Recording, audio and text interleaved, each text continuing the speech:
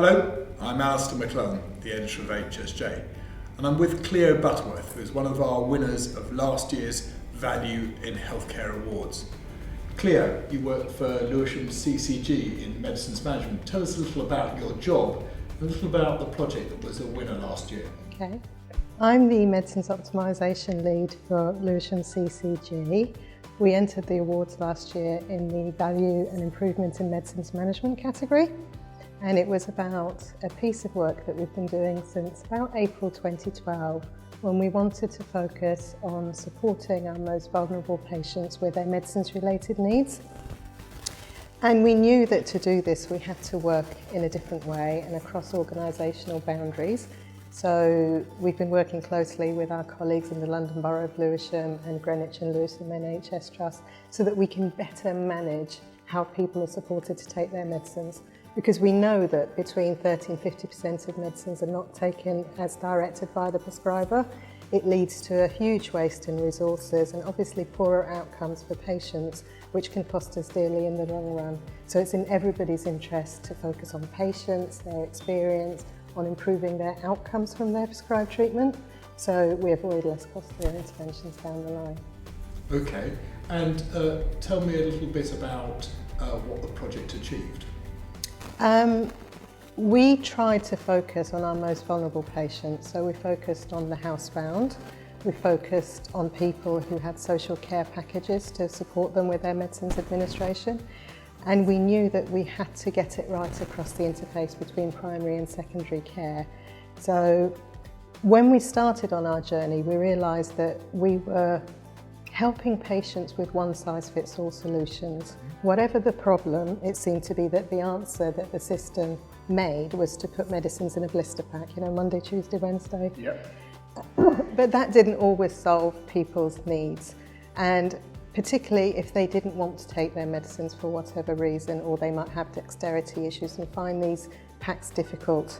So we talked to patients and we tried to find out what we could do to help, where we were going wrong, and it was in these one-size-fits-all solutions. People wanted different help depending on the context of their care, the support they had available, and so we put in a specialist team to focus on helping people at the interface between primary and secondary care so that we always got that right, and at the interface between health and social care, so that if people needed support with their medication, we put a lot of support into social care to make that support more effective.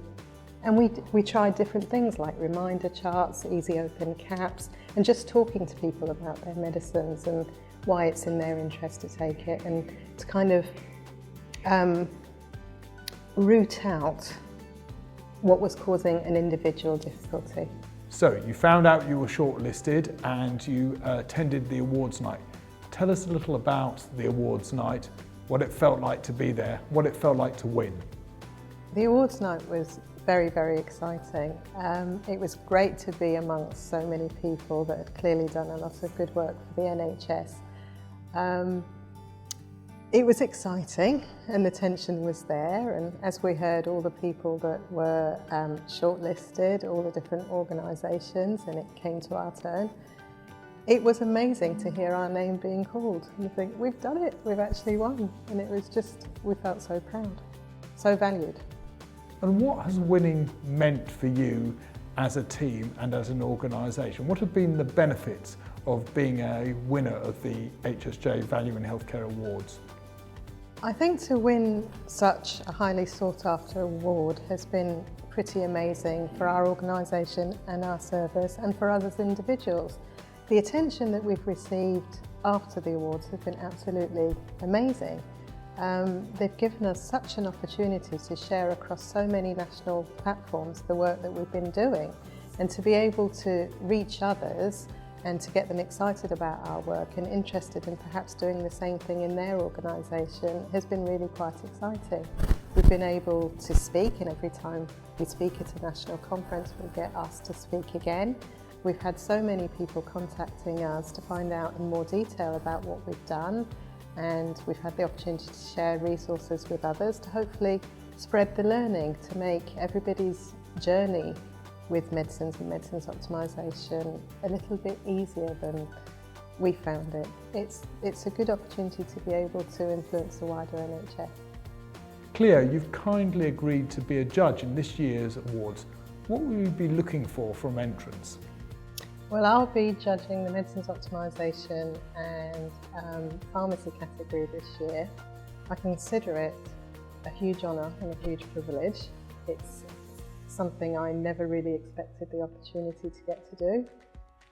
I will be looking for people who have really put patient care at the centre of what they do. I'll be looking for people who are working with others across traditional boundaries, not working in their own silos, for the benefit of kind of patient-centred, system-wide coordinated care. I'll be looking for services that have shown tenacity and perseverance, and that have met challenges and have worked hard to overcome those challenges.